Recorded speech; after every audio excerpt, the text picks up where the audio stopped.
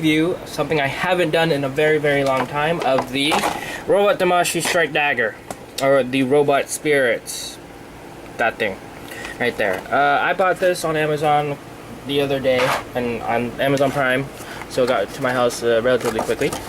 So for those of you who don't know, the Strike Dagger is a grunt mobile suit from in the Gundam series, Gundam Seed, and I think it also has a couple appearances or variations in Gundam Seed Destiny. I know for sure it has variations. I don't know if this specific one appears in Gundam Seed Destiny. Very nice grunt, even though it did not have one of the best screen times ever, because it was like basically just cannon fodder for the Zaf's forces. But yeah, it's a beautiful figure. One of my all-time favorite grunts from Gundam, Strike Dagger, and the second one being the what is it called? The Sagu. The Sagu is one of my favorites as well. But I already had the figure out of the box. As you can see, the only thing left in the box is the instruction manual. So the instruction manual will basically be everything we go over in the review. So here are basically a quick introduction. So yeah, the figure itself, the beam saber, shield, beam saber mount, beam saber, shield, and gun. So enough of that. Let's get the figure in here. It's still in this plastic little tray. It comes like this in the box. So you have the part A, part B, and it's sandwiched. So very good way to transport these. And please excuse this rat's nest of cables. I am at a new desk. I need to clean that, make that look better. But I will do that very soon. So let's get the figure out of the box here and play with it.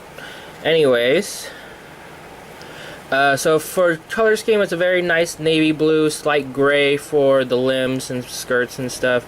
Not a lot of color applications, but there's red, gray, darker gray, black here and there. So it's a very nice grunt suit. No stickers, being a action figure or Robot Damashii. And on to articulation. Articulation, head goes forwards on the back. It's a double ball joint, rotates and goes. It actually has a little like side to side motion, very little.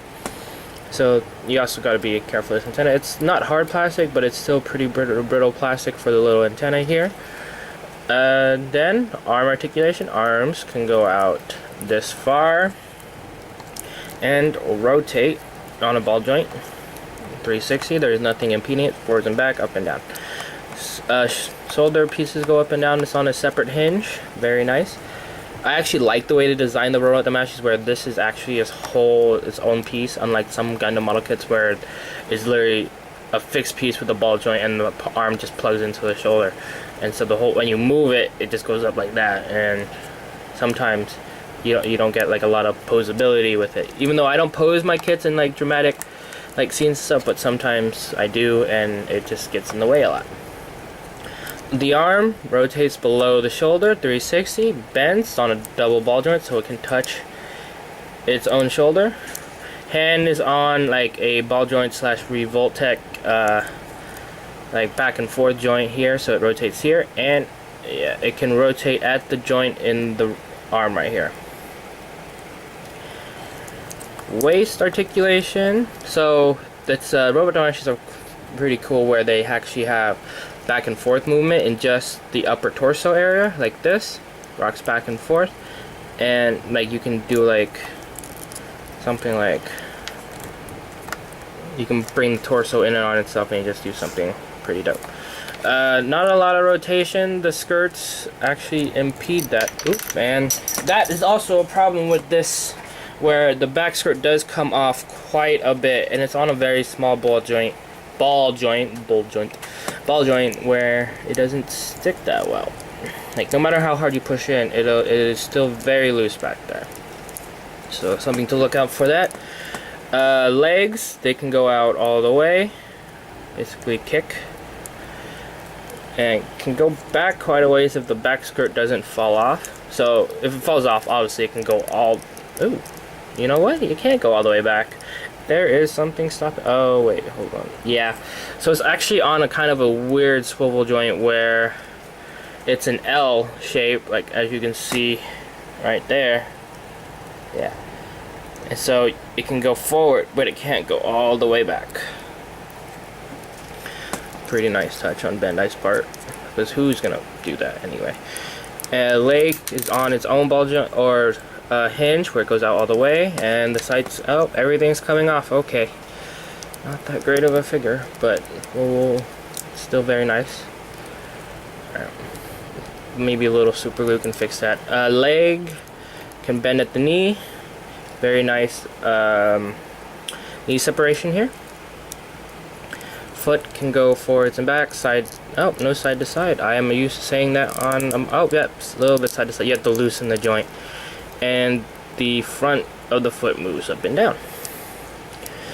Okay, so articulation isn't that bad. The only bad thing about this kit is that figure, is that a lot of it falls apart a lot. But other than that, it's great. Alright, now on to accessories. So there aren't a lot of accessories with this figure. You get a beam pistol or beam rifle. And then you can hold it in the hand if you get the right hand. So it comes with 2 of these gun holding hands, and you can just basically slide it in, twist it, pop one of the hands off, and let's see, come on, there we go. And then there he is holding his beam rifle. And then next up, you get a shield. Shield here is any normal strike dagger shield. The 105 strike dagger has the same shield. And then you get this connector piece that just plugs in via ball joint into here. And then on the back of the arm there are these 2 little slots, one on each arm. So 2.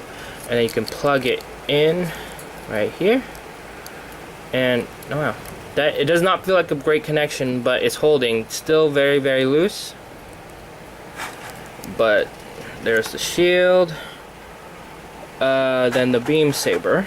So you get a beam saber hilt, which can peg into this part right here. So it has a very GM feel. So there it is with this beam saber hilt. He also comes with 1 clear yellow beam, and it can just peg in like any other beam saber. And to hold that, you need to grab one of these open hands. So it comes with 2 open hands, one for the left, one for the right. And just peg it in. And there he is. He can hold all his accessories on him. Right? Okay. So that's not a lot of accessories for the strike dagger, but the strike dagger didn't have that much of appearance and did not come with have a lot of armaments in the anime. So it comes with also a stand connection, and all its hands are here. Alright, let's do some quick comparisons. So at my desk right now, I do have a Robot Damashii High New Gundam. Bought this on Amazon as well. Let me know if you guys want a review of the Robot Damashii High New. It's actually a really, really cool figure with a lot of effect parts. So as you can see, it's definitely a lot shorter, being based on the era. So this is like Cosmic Era, this is Universal Century. So there is a definite height difference, and look at how big it is. The High New is compared to the Strike Dagger. So let's just push the High New to the back, and I'm gonna go grab a Strike over here.